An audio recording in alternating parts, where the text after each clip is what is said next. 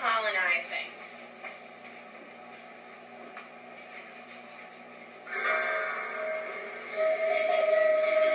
Hard times in Virginia. You are there. How could 100 people just disappear? When John White left Roanoke Island 3 years ago, English colonists were beginning to build a settlement here. Among the colonists were his daughter Eleanor and baby granddaughter Virginia. Now White is back on Roanoke Island with supplies for the new colony, but no one comes out to greet him. White walks around the tiny colony. He hopes to find some clue that might tell him what happened. He finds a clue, but it only adds to the mystery. Carved into a tree is the word Croatoan. What does this word have to do with the disappearance of White's family and more than 100 other people? This is a question John White will never be able to answer. And today, we still have no answer. Okay.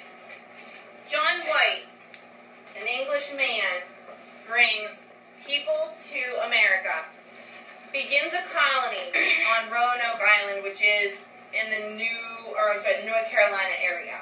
And it's like right there on the, right between kind of Virginia and North Carolina. What happens is, they run out of supplies. He goes back to England. He gets kind of hung up in England, can't get a ship, can't get back here. When he finally makes it back here, he goes to the place where they were supposed to be living.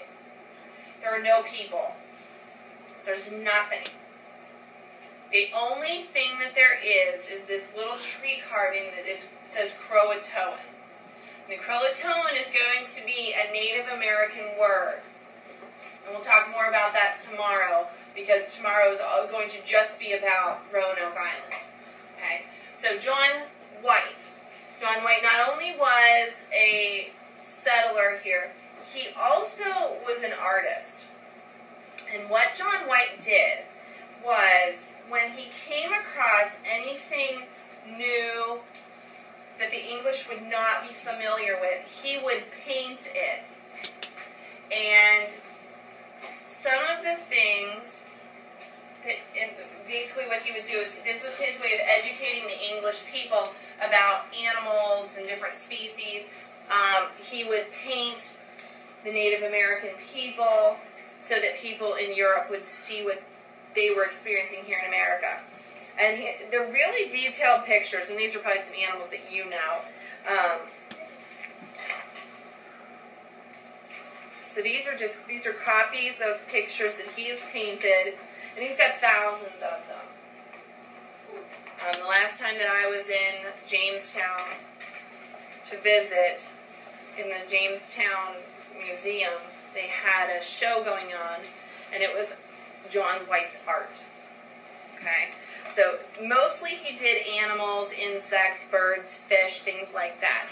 He also did some other types of paintings, and this was all for education. He would do maps. He would do pictures of paint maps.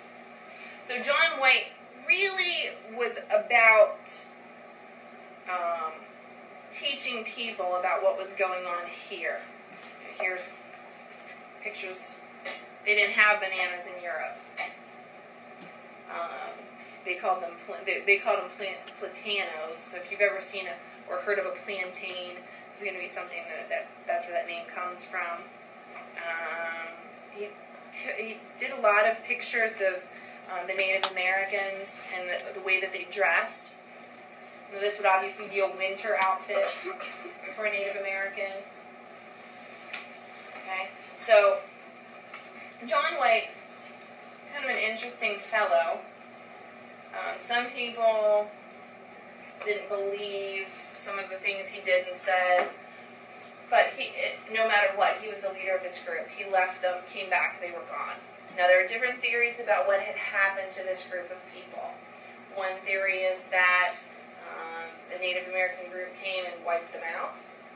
Another theory is that they became desperate because they didn't have supplies, so they actually joined a Native American group and moved on with them.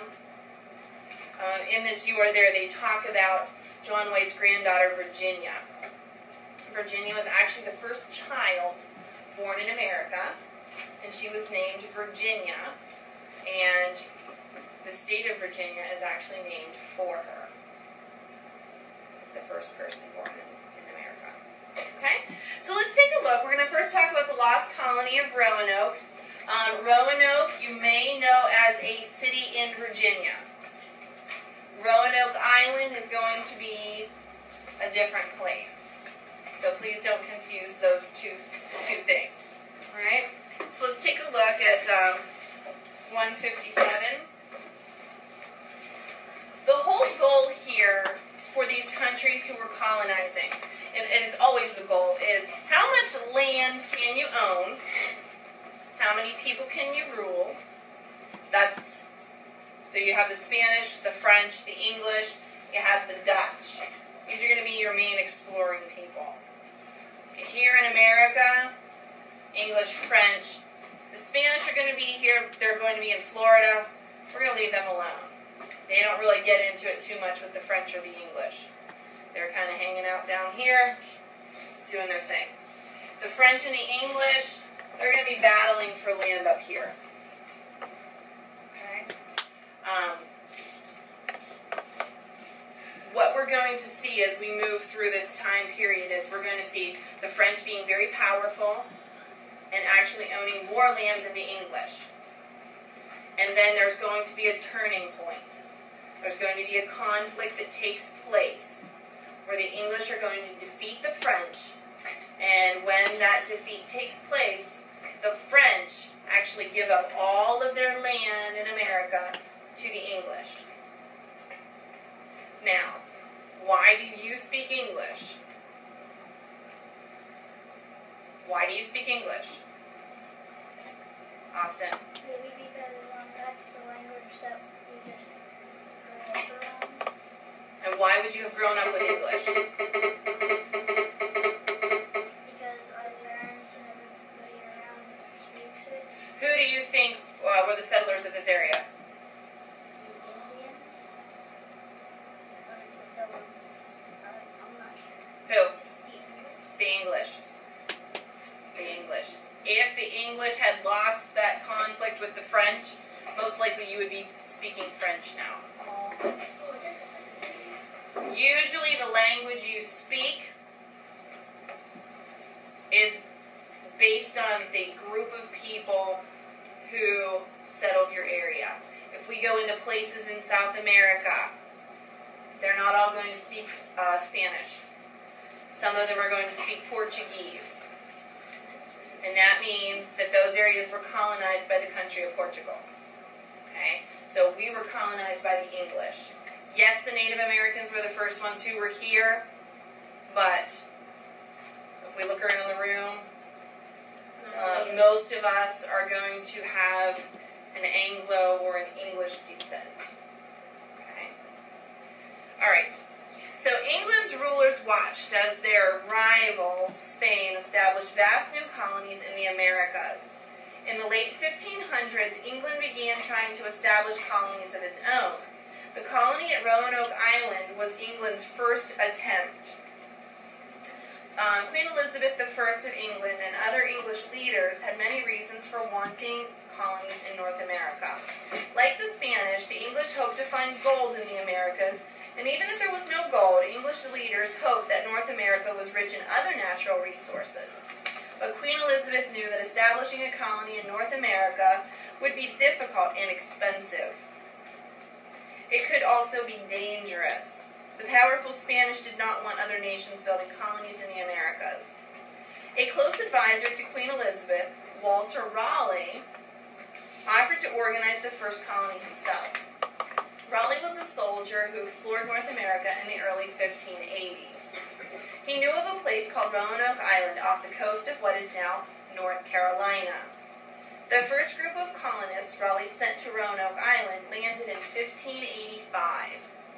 They faced a difficult winter, which they had trouble finding food.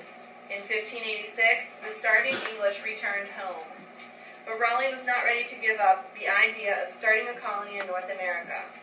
In 1587, John White led more than 100 men, women, and children to Roanoke Island. This colony also struggled. When supplies ran out, White sailed back to England for help. When he reached England, however, he found a country at war with Spain. England could not spare any ships to send supplies to the colony. White was not able to return to Roanoke Island until August of 1590. When he got there, everyone had disappeared. The only clue White found was the word Croatoan, carved into a tree. Croatoan was the name of an American Indian group that lived near Roanoke Island. No one knows what happened to the Roanoke settlement. The colonists may have been captured by Spanish soldiers. They may have died in battles with Native Americans. Another possibility is that the starving colonists moved south to live with the Croatoan people. Because the mystery remains unsolved, the Roanoke Island settlement is known as the Lost Colony. So we have a lot of possibilities here. Will we ever know? Possibly, maybe not. The only way we're going to find these things out is if there's some archaeological find, artifacts, things like that. Otherwise, it will probably remain a mystery. Yeah, go ahead and put your coats on.